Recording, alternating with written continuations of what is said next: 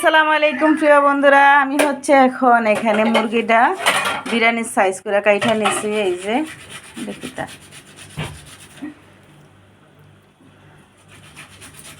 এটা হচ্ছে বিরিয়ানির সাইজ করে চিকেনটা কাইটা নিলাম। এই যে ছোটো ছোটো টুকরা দিলাম।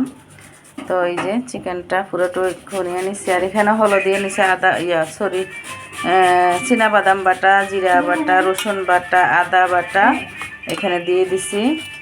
আদা বাটা, রসুন বাটা, জিরা বাটা দিয়ে দিলাম। আর হচ্ছে লং, এলাচি, দারচিনি, জয়ফল, জয়ত্রী যা যা আছে ওগুলো দিয়ে বেটে এখানে দিয়ে দিলাম। সাথে হচ্ছে এখন দিব পেঁয়াজ কুচি। এটা এখন আমি ম্যারিনেট করে কষাইয়ে তারপরে রেখে দিব রাতের বেলা। আর সকালবেলা হচ্ছে এটা দিয়ে বিরিয়ানি করা হবে ইফতারের সময়, ইফতারের জন্য আর কি।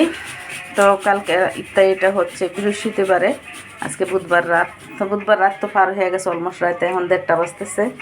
তো আমরা হচ্ছে ইফতারিটা আইটেম করতেছি। মসজিদে 2টা মসজিদে ইফতার দিব। আর হচ্ছে আমাদের আশেপাশে প্রতিবেশী যারা আছে, যতটা ঘর আছে সব ঘরে ঘরে ইফতারটা দেওয়া হবে এই আর কি। তো আমরা অত বড় লোক না, আমরা কিন্তু মধ্যবিত্ত থেকেও নিম্ন মধ্যবিত্ত আমরা। তারপরও মন আছে চাই একটু দিতে, তারপরও একটু চেষ্টা করতেছি সাধ্য অনুযায়ী যা পারি প্রতিবেশীকে নিয়ে খাওয়ার জন্য একটা বেলা হলেও অন্তত এই আর কি। তো এখানে হলুদ দিব না আমি, এগুলো এখন একটু লবণ দিয়ে মাখিয়ে নিব আর কি। তো ঠিক আছে, এটা রেডি করে নিই প্রিয় কলিজার বন্ধুরা। তো এই যে এখানে ভালো করে মাখিয়ে নিলাম। তার সাথে হচ্ছে এখান একটু গরুর দুধও দিয়ে দিয়েছিলাম, ঘরে দুধ আছে তো দুধটাও দিয়ে দিলাম এই যে। আর এখানে হচ্ছে সেই মশলাগুলো, এই যে এখন হচ্ছে এখানে একটু টক দই দিয়ে দিব।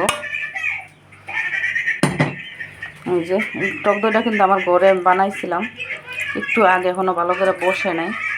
যাই হোক একটু রাইখা দিই, মিক্স করে নিই।